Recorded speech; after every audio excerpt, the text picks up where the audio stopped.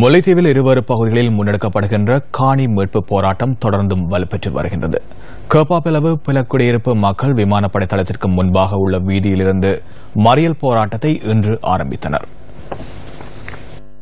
படையினர் வசமுள்ள தமது காணிகளை விடுவிக்குமாறு வலியுறுத்தி கேப்பாப்புலவு புலக்குடியிருப்பு மக்கள் ஆரம்பித்த கவனஈர்ப்பு போராட்டம் இன்று 9வது நாளாகவும் தொடர்கின்றது.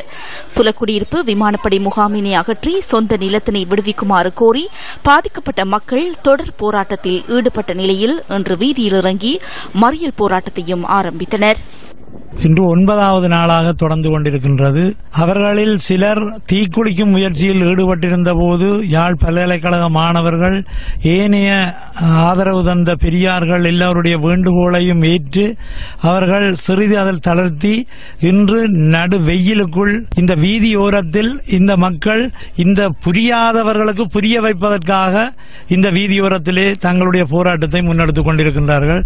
இது ஒரு நல்லாட்சி அரசுதான் என்று சொல்லிக் கொண்டிருக்கும் இந்த பொய்யாட்சி அரசு இதை கவனத்தில் எடுத்து இந்த மக்களுடைய காணிகளை உடனடியாக விடுவிக்க வழிகோல வேண்டும் என்றுதான் நாங்கள் கோருகின்றோம். இதுவரைக்கும் எங்களுக்கு எந்த ஒரு அரசு தரப்பினராலும் தகுந்த முடிவு இதுவரைக்கும் பெற இல்லை. கேப்பாப்பிலவு புலக்குடியிருப்பு என்ற காணியை ஆக்கிரமி செய்து கொண்டு இந்த விமானப்பட தளம் என்று சொல்லி அமைச்சு கொண்டு எங்களை இந்த வெயிலையும் எங்களுக்கு இந்த காணிகளை விட்டா நாங்களே இந்த வெயில்ல இவ்வளவு தூரம் நாங்களே இந்த மக்கள் இதுல கிடக்கணும், என்னத்துக்காக கிடக்கணும்? எங்களை காணிகளை விடுங்கள். எங்கட பொருள் பண்டத்தை உங்களுக்கு அள்ளி தந்த நீங்கள் கொண்டு போய் இன்றைக்கு நல்லா இருக்கிறீர்கள். எங்கட காணிகளை விட்டா நாங்கள் இதுல போய் மிளகா கண்டோ கொச்சி கண்டோ தென்னம்புள்ளிய வச்சு உண்டாக்கி நாங்கள் எங்கட வருமானத்தை சேமிச்சு கொண்டு நாங்கள் இருப்போம். ஏன் எங்கட காணிகளை நீங்க புடிச்சு வச்சு கொண்டு நீங்கள் அடாத்து செய்து கொண்டிருக்கிறீர்கள்.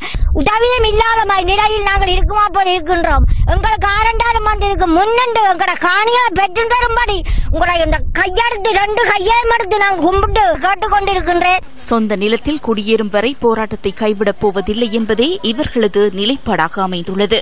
போராட்டத்தில் ஈடுபடுகின்ற மக்களுக்கு ஆதரவு தெரிவிக்கும் வகையில் பல்கலைக்கழக மாணவர்கள், பொது அமைப்புகளின் பிரதிநிதிகள் உள்ளிட்ட பலர் போராட்டம் இடம்பெறுகின்ற இடத்தில் கூடியுள்ளனர்.